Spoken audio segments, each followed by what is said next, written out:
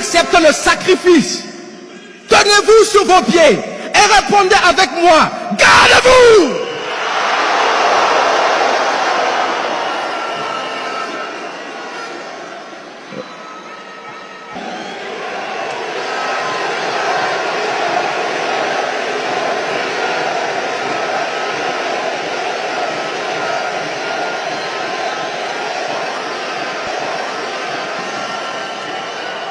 Ce jeune patriote a réussi à faire sourire capitaine Ibrahim.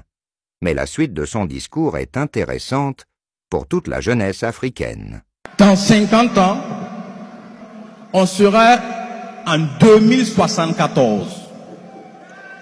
Et en 2074, la plupart des jeunes dans cette salle auront entre 70 et 80 ans minimum. Je vais vous dire ce qui se passe entre 70 et 80 ans. À 70-80 ans, on a beaucoup de temps à revendre. On n'a plus beaucoup de choses à faire de janvier à décembre. À 70-80 ans, on réunit les petits-enfants. On les fait asseoir pour raconter sa jeunesse d'antan.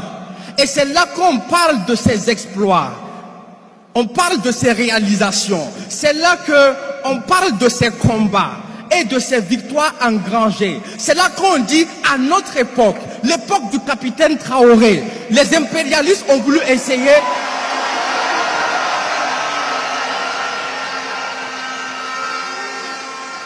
Les impérialistes ont voulu essayer, mais nous les avons empêchés. C'est là qu'on sort les cicatrices. On montre les preuves du combat. C'est là qu'on devient un héros karatéka devant un public d'enfants. Parce qu'à 70-80 ans, on a du temps à revendre. On devient un ancien combattant qui compte les mythes et les légendes.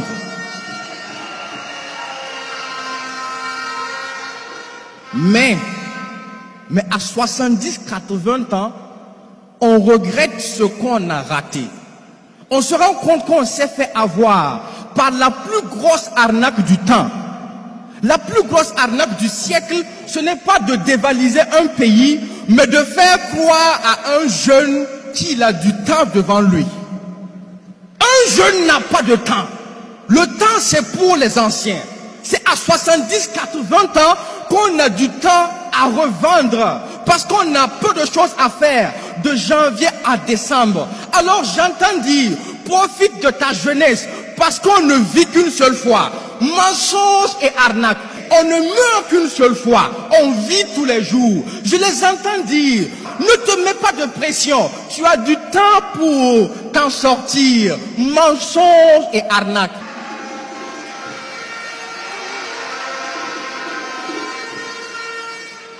C'est comme ça qu'ils ont voulu combattre la jeunesse africaine. Les feuilletons à la con, la cigarette et la drogue, le sexe et l'alcool, les réseaux sociaux et leur prostitution, les jeux et l'abrutissement des mentalités n'ont qu'une seule raison et un seul objectif, vous faire perdre du temps, un temps que vous n'avez même pas.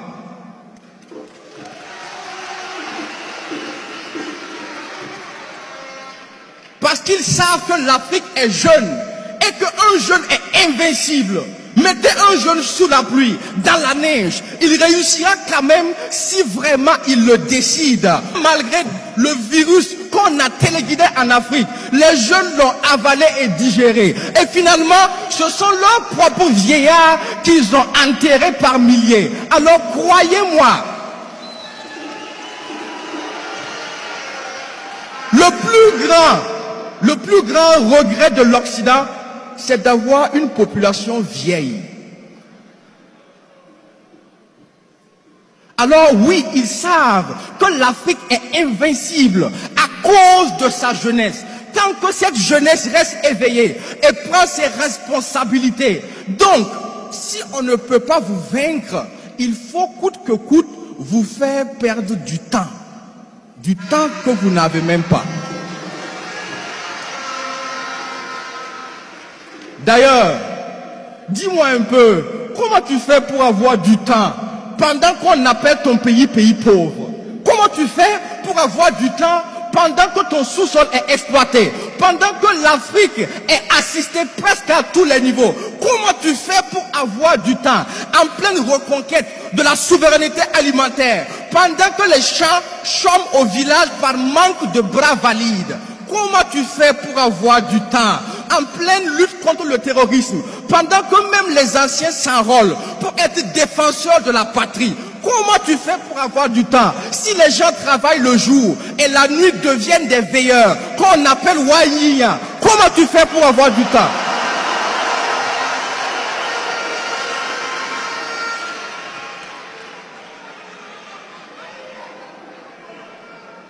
Comment tu fais pour avoir du temps en pleine refondation pendant que tu as Made in China sur ton t-shirt et ton caleçon?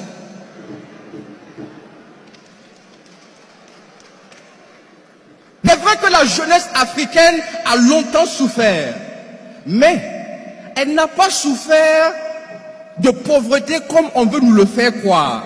Le sous-sol africain est bien trop riche pour ça.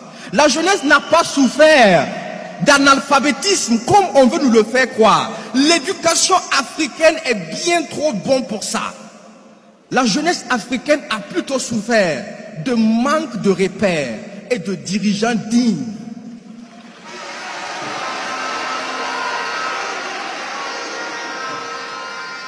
Jusqu'aujourd'hui, où cette jeunesse peut enfin se référer à vous, camarade président capitaine Ibrahim Traoré.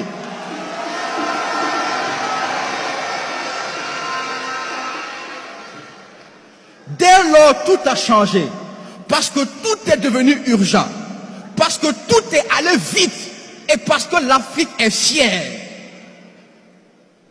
C'est pourquoi, si vous êtes le capitaine, d'ores et déjà, sachez que tous les jeunes dans cette salle, en tenue ou pas, sont désormais des soldats, engagés au front pour la souveraineté de l'Afrique.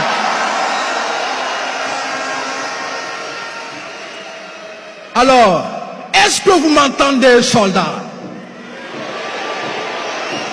Est-ce que vous m'entendez, soldats? Si vous acceptez le sacrifice, tenez-vous sur vos pieds et répondez avec moi, gardez-vous!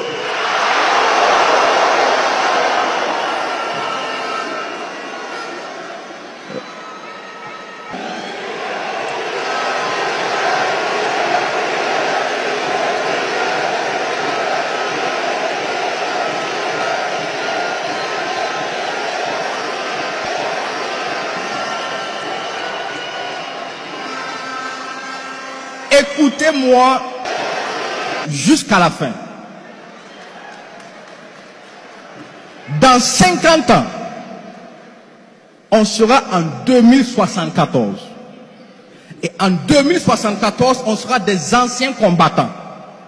Donc s'il y a un combat à mener, je vous assure que c'est maintenant. S'il y a une souveraineté à arracher, je vous promets que c'est maintenant.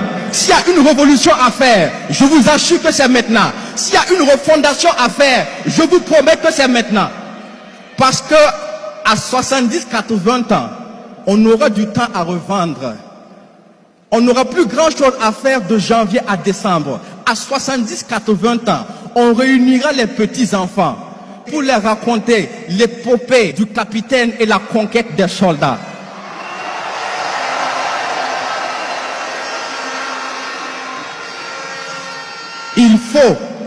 Il faut qu'il y ait de l'histoire et il faut qu'il y ait de l'action. Repos.